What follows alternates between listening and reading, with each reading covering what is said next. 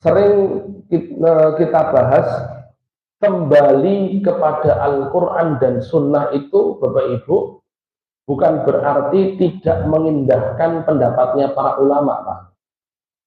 Karena memahami Al-Quran dan Sunnah itu juga harus dibarengi dengan pemahamannya para ulama.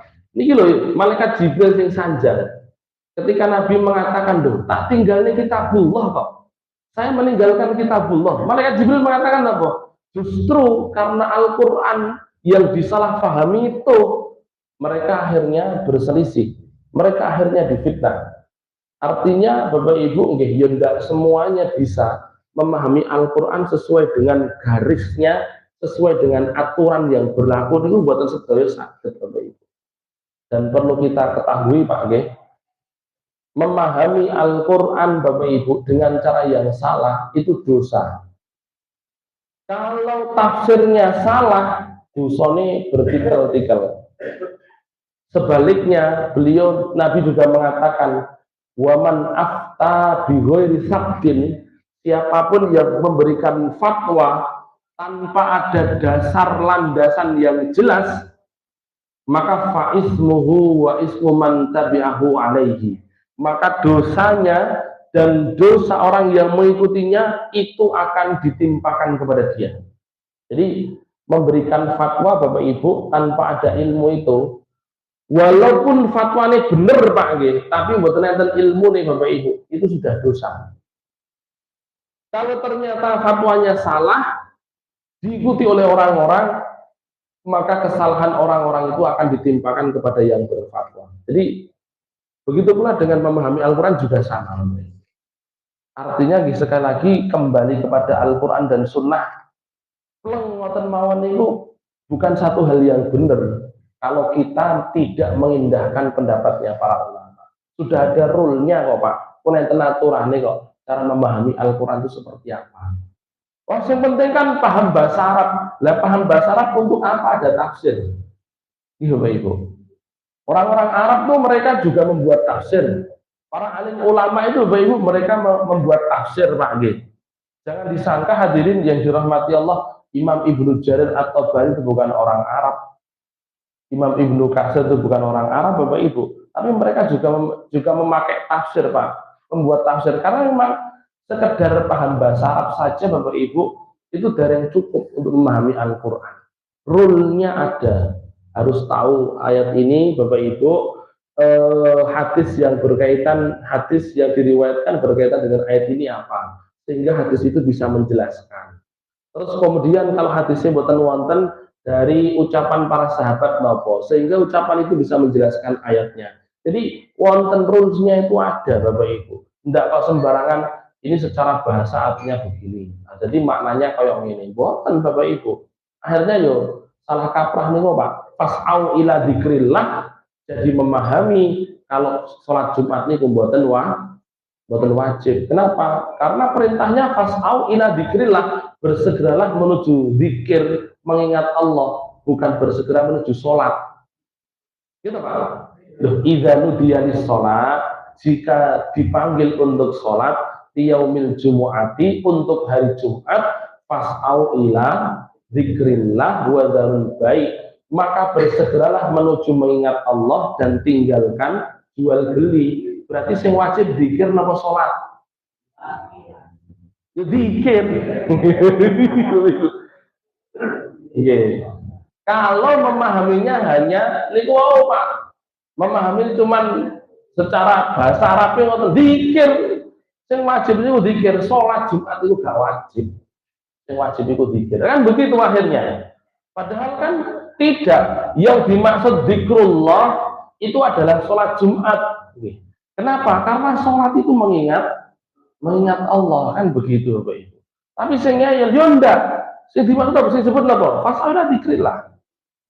Hadis, Bapak Ibu, Nabi itu yadaihi ala sadri fi qiyamihi. Nabi itu kalau sholat meletakkan kedua tangannya di atas dada, di atas kali di depan itu sama nopo benten, Di atas dengan di depan itu sama atau benten? Beda Pak, di depan itu sana, kalau di atas itu sana, kan gitu Pak. Panjenengan berdiri di atas dada. Di atasnya dada itu leher atau dada? Hah? Di atasnya dada itu leher atau dada? Ya tergantung posisinya pripun. Kalau panjenengan posisinya tidur ya di atas dada ngeten tidak. Gitu Pak. Kalau panjenengan posisinya berdiri di atas dada ya ini leher. Kan begitu. Lek panjenengan ngayang ngeten Bapak Ibu di atas dada berarti perut kan gitu Pak. Tapi kan dalam kondisi sholat berdiri di atas dada pripun? Leher berarti Bapak Ibu. Akhirnya begini Pak sholatnya di atas dada. Padahal yang dimaksud di atas dada itu di depan dada gitu. Jadi itu loh Bapak Ibu rahmati Allah yang itu sering kita garis bawahi. Ini kata malaikat Jibril sendiri. Justru karena Al-Quran yang disalahartikan, yang disalahpahami, mereka jadi terfitnah begitu. Mingki bali umaraihim wa qurraihim, yang menyebabkan fitnah itu loh para pemimpin-pemimpin mereka, yang menyebabkan fitnah itu para korek-korek mereka, para ulama-ulama yang salah itu tadi itu. Ribut. Yamna'ul umara an-nasal hukuk fayadlimuna hukukahum wa la yu'tunaha fayaktatilu wa yuftanu.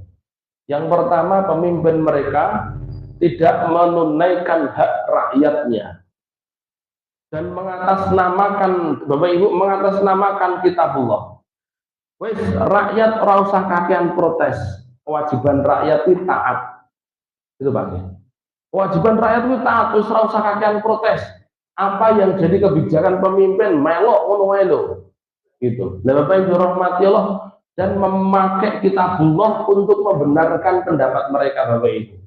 Terus rakyat wis ora usah kakean ngomong rakyat.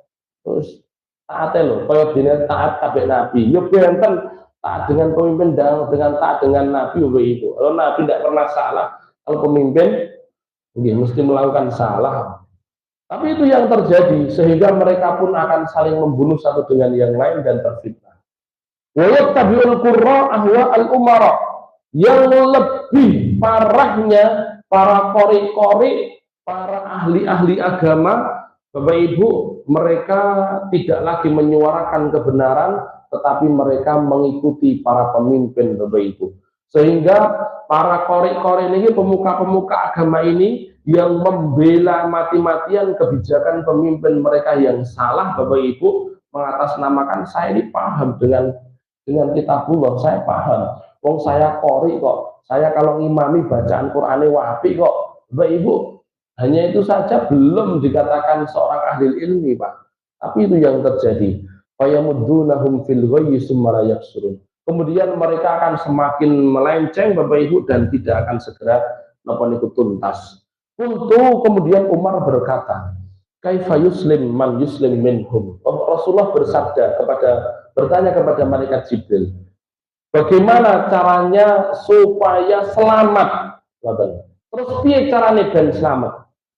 Kala maka Jibril mengatakan bil kaffi was sobri. Satu dengan menahan Bapak Ibu, dengan menahan. Yang kedua dengan cara bersabar. Sabar dengan apa yang menimpa, selagi Bapak Ibu dirahmati Allah bukan